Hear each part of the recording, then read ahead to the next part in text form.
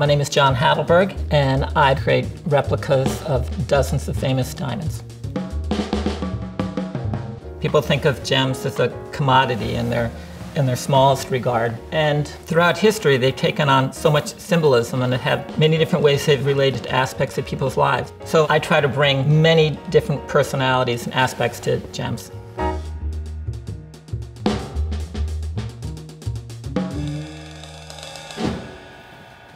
Hello everybody! Diamonds are so incredibly brilliant, and the reason they're so brilliant is that they're essentially a crystal lattice of pure carbon. And that particular element in its cubic form, when light comes into it, it slows the light down. To replicate that, I have to come up with a material that can give the same quality of dispersion, fire, white light, brilliance. I really think of it as trying to replicate Mona Lisa's smile.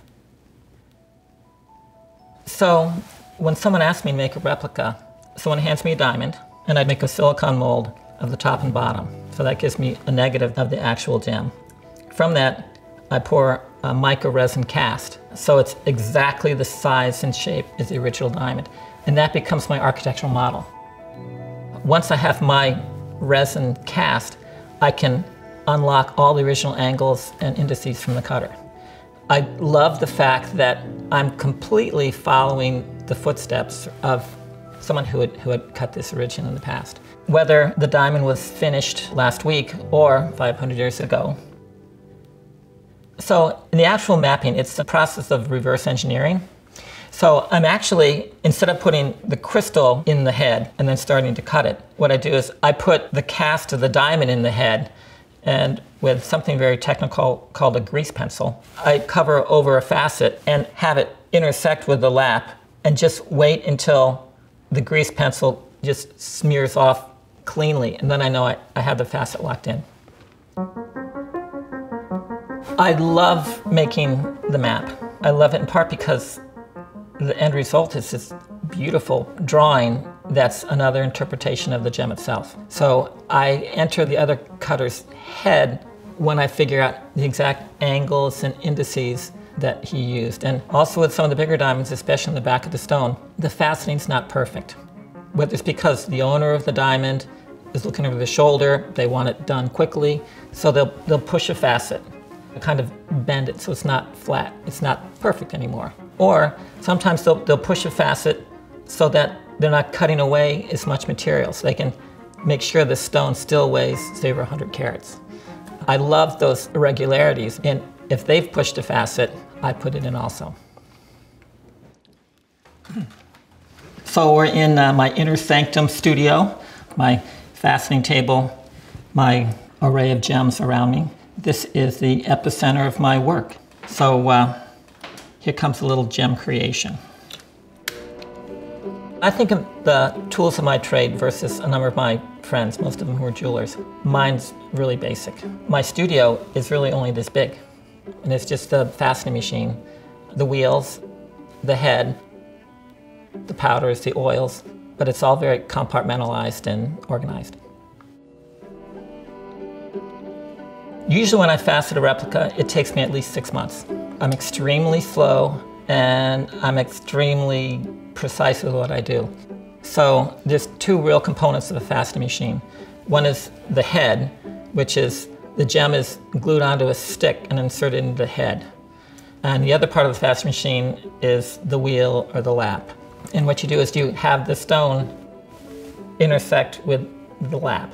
And so the two ways you can regulate that is the angle that the facet hits the lap. And then if you turn the stone like this, and you can lock it into place hundreds of different, you can split hairs in terms of where the indice intersects the wheel. So it's those two, the angle and the indice. Thank God it's a video, because without my arm movement, people have no idea what I've explained. The final step on making a replica is you've finally polished everything. Usually the last facet I finish is the largest one, the table on top of the stone. And at that point, I've got to get it off of the stick, off of the dop stick. And at that point, I'm kind of gasping because I can look at it in the most critical of lights and see that it has a beautiful polish and is done. In replicating diamonds, I think there's just been 3 instances where I had to start over. Because if you cut below what the mass of the actual diamond is, then it can't be a perfect replica anymore, so it's just a scrap heap. My access to famous diamonds can take a long time. The Dresden green diamond, for example, took me 5 years to get my hands on it. The Kohinoor diamond in London, that took me 13 years before I got permission to work on it, because there's a certain diamonds I was chasing. Now, when I'm lucky enough to have someone commission me to make a replica of a famous diamond, I always travel to the diamond. It's never brought here to the studio. So the Hope diamond, of all the gems I've been able to work on, is my most favorite of all, and I've worked with it dozens of times. So the Hope diamond has 3 iterations. This is the first one. This is a copy, and this is a color test, one of many to get the right color.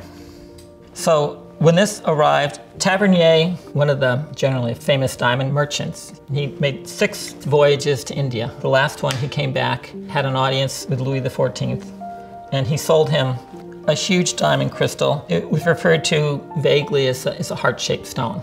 But you can see that it resembles more of a crystalline shape. So what happened about 4 years after Louis XIV bought this, it was refashioned, it was recut. And we have here the second iteration. This weighs about 65 carats. So this is one of the 6 stones in a 6-year period that I've created for the Smithsonian. The crystal was actually very thin.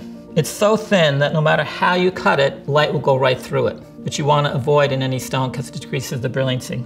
But what they devised is Louis XIV, the Sun King, his colors were blue and gold.